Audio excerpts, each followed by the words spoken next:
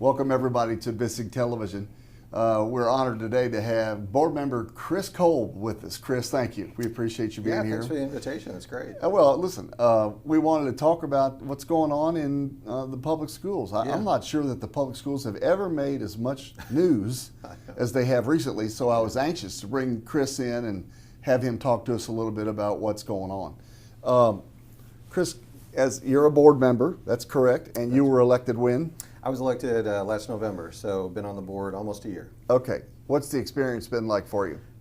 It's been a whirlwind, to say the least. I can't believe it's already almost December. Is it hard to be a board member? 11 members have flown by. It's challenging. There's a pretty steep learning curve, but I really enjoy it. I mean, you get to talk to a lot of different people. You get to learn a lot of stuff, try to help them out. So you could make a full-time job out of it if you wanted to. Is that right? Sure. Okay. Yeah. Do most board members have other jobs? Yeah, unless they're retired. It's an unpaid position. We get a small per diem on meeting days, but other than that, it's an unpaid position.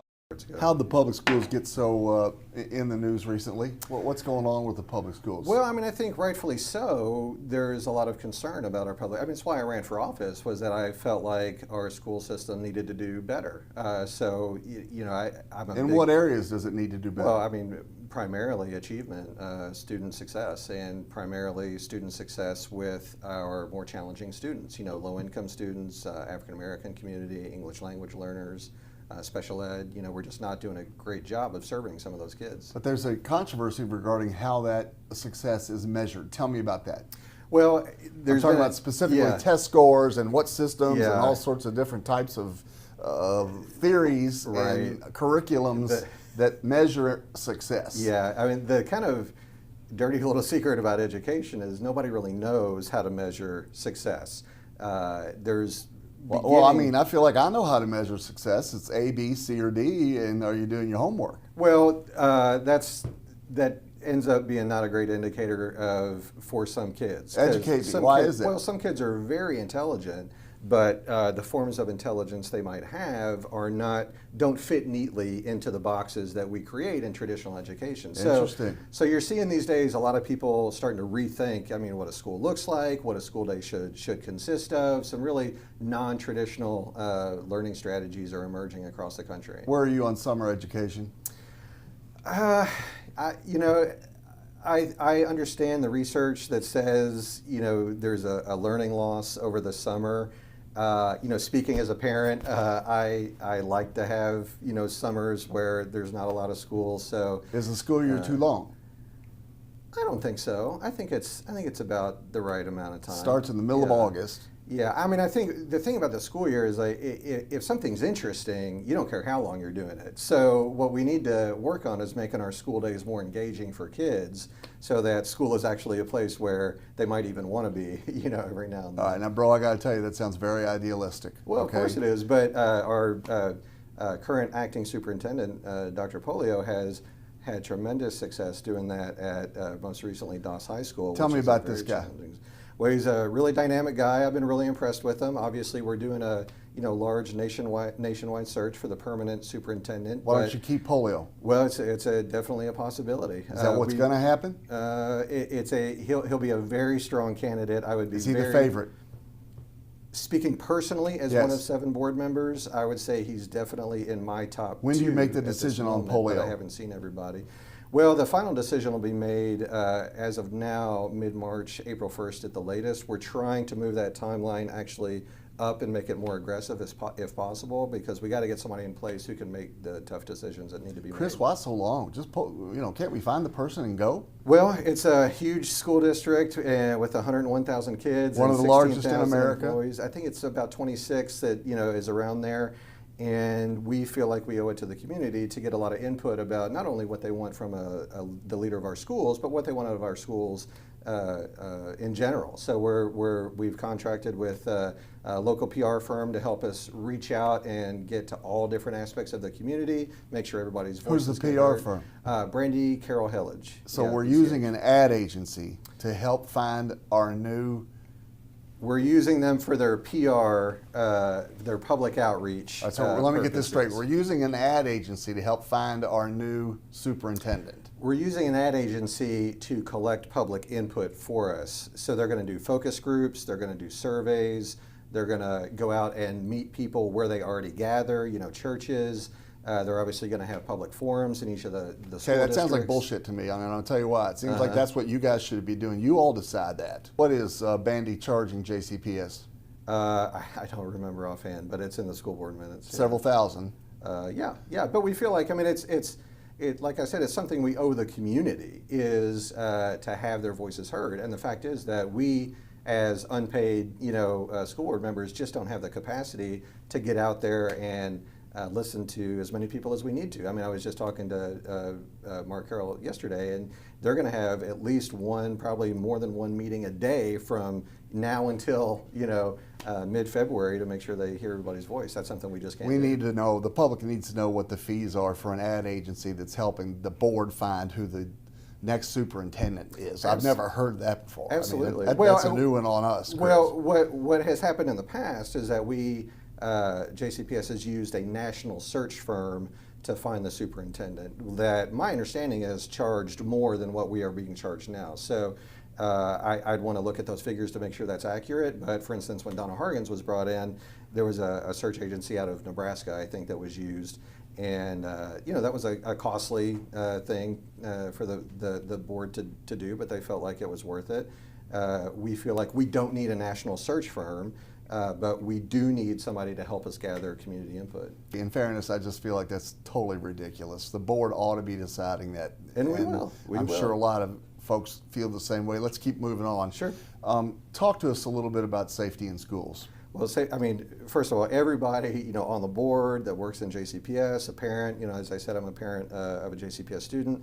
Safety is the number one priority in schools. When we drop our kids off at schools, we have to know we're going to get them back at the end of the day, safe, unharmed.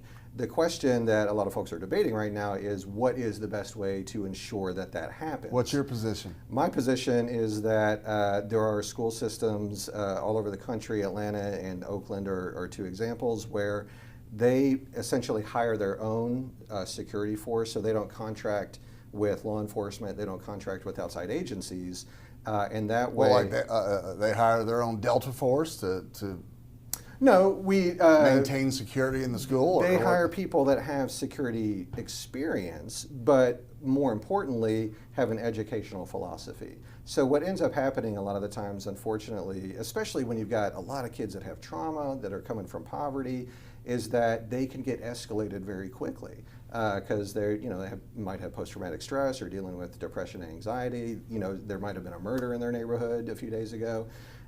So a traditional law enforcement approach, unfortunately, that might work okay on the street does not translate well to a school where it can really escalate the situation wildly out of control, which is exactly what happened at J-Town recently. Okay, so we've seen, many of us, the J-Town footage.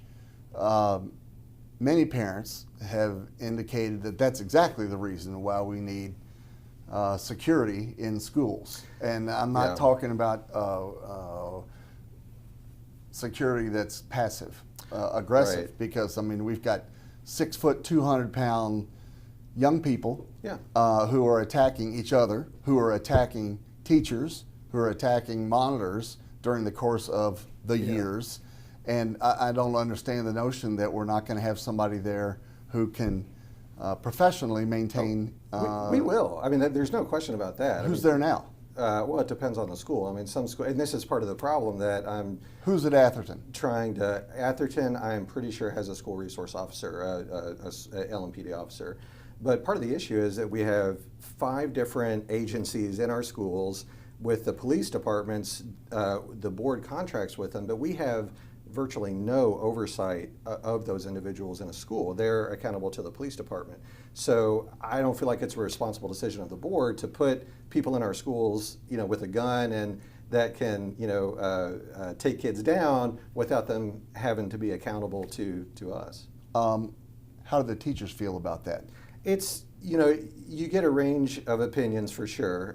There are a lot of teachers, and we heard from some of them last night. Our board meeting was at J-Town, and A lot of teachers there are upset about the prospect of potentially losing their school resource officer, and I completely understand that. School resource officer, yeah, okay, that sounds kind of, but go ahead. Well, I didn't come up with the name. I mean, that's, I'm not sure I like it either. That sounds like a spin. The ad agency do that too? No, yeah. In fact, well, I mean, but I agree with you on this. But what we heard last night from teachers is that no, they are a resource. They counsel kids. They form relationships with kids. And as I've said every time that I've talked about this, I have no problem believing most, if not every cop in our schools cares about kids, wants to do a good job. Agreed. The fact is, though, when you put somebody with a badge and a gun in a school, no matter what they are like personally, it alters the dynamic in a way that can damage the educational environment. Isn't that an opportunity to teach a young person respect to authority by having an individual with a badge and a gun in the hallways? I mean, or aren't we missing a chance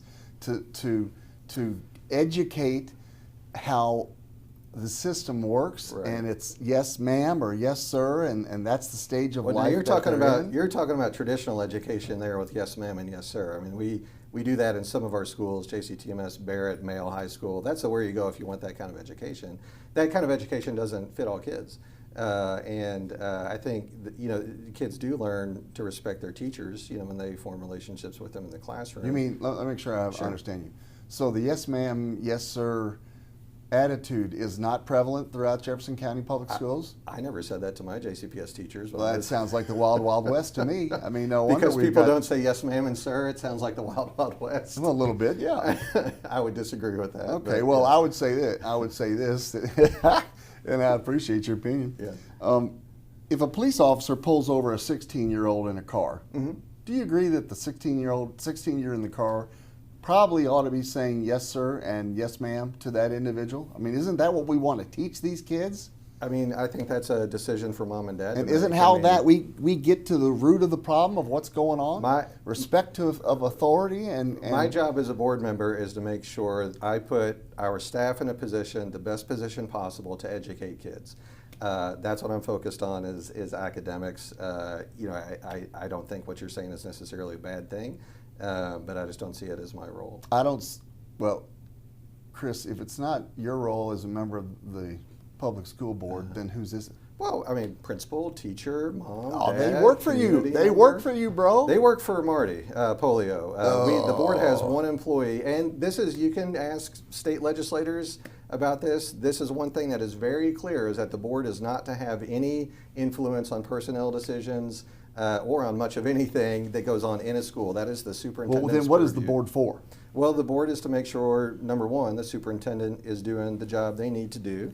Number two, get the superintendent and folks that work in our schools the resources that they need to get the results that we're asking them to get. And that sounds dysfunctional as hell, but go ahead. What part of it? All of it. I mean, there's so many layers. People. I mean, yeah. It's like, well, that's not my job. That's not my job. Well, whose is it? Well, I mean, I would disagree. I mean, I think that any organization, it's important to have clearly defined roles. You've heard that saying, I'm sure. If it's everybody's job, it's nobody's job. So, we provide strict oversight of the superintendent and his staff, but how he chooses to operate the shop is his call. He's the educational professional. We're citizens. You're the citizen rep. Exactly. All right, let me walk through a scenario. Sure. I saw the J-Town footage, as did most Louisvillians. By the way, over 77% of people in Jefferson County, parents, prefer armed security in the form of police in the public schools. So I want to make sure that, and that's one poll, it's not all of them, but that's one. I want to make sure that you and I have that understanding. Sure. But I looked at the footage from J-Town and I got a little angry because I was like, whoa, who's protecting the kids and who's protecting the teachers? Well, I mean, there were a number of failures at J-Town, which is one reason Dr. Polio ordered a really thorough audit of the situation. Oh, I mean, nice. An audit. Well, I mean, listen, I was ready to take action immediately. Sure. But some of my colleagues didn't want to do that. Which ones? I'm not going to get into. No, you do. Come on. Who doesn't want to take action like that? Well, I'm not going to say that because you're public figures. Well, and they should be identified. And recording of the board meeting last night. It's very clear. Oh, well, good. You were there. Spare us all that. Who's against that?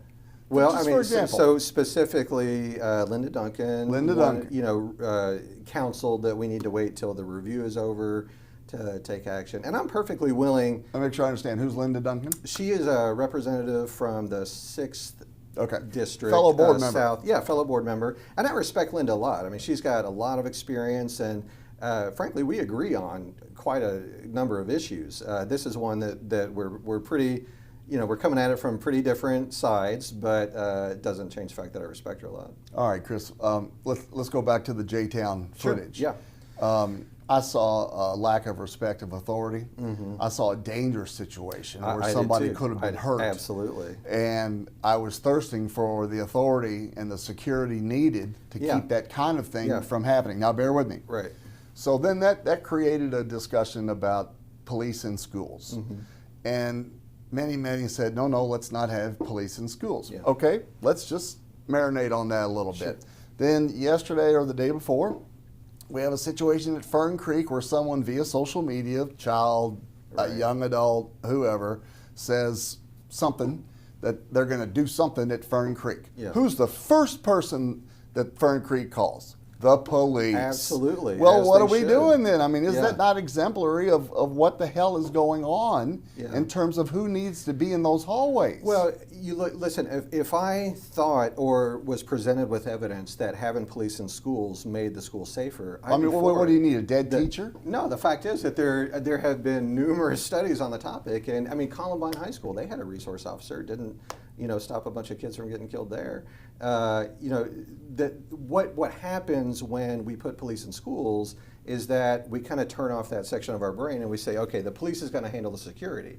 But really, it's the other things, crowd control at J-Town. There was no crowd control when that situation got out of hand. That's what made it really dangerous. That's something the school needed a plan for, but I suspect because they had a resource officer, they thought, well, we don't have to worry about security issues, we can let him handle it. No, I mean, you need crowd control, you need emergency preparedness, if there's an active shooter. Sandy Hook, commission that studied the Sandy Hook situation, their key finding coming out of that was not more cops, was make sure all the classroom doors lock, make sure that every school has a plan, and they researched this thoroughly. So those are the things that really help. We're going to lock doors. The only entity that can stop somebody with a gun is somebody else with a gun. That's just not true. You don't think so? Okay, Yeah. I respect your opinion. Yeah. This is just where I'm at. Yeah.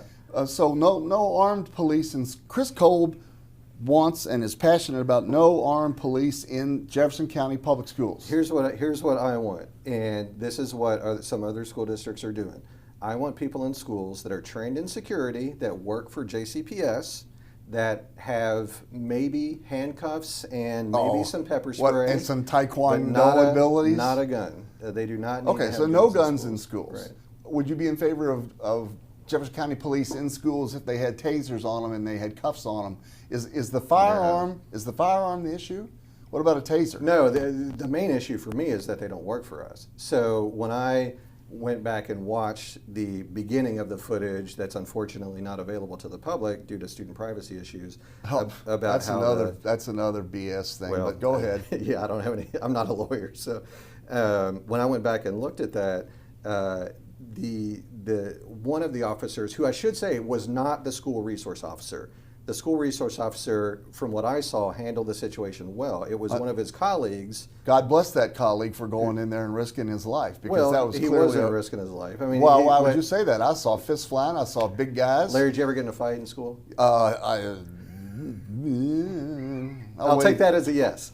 What happened? I waited till college, but go ahead. What happened? Did you get thrown to the ground by a cop when you got in a fight in school? I saw that video, and it was violent. Security. 2 6-foot, 200-pound dudes going at it, and we've got 5'1", 140-pound female teachers trying to separate them.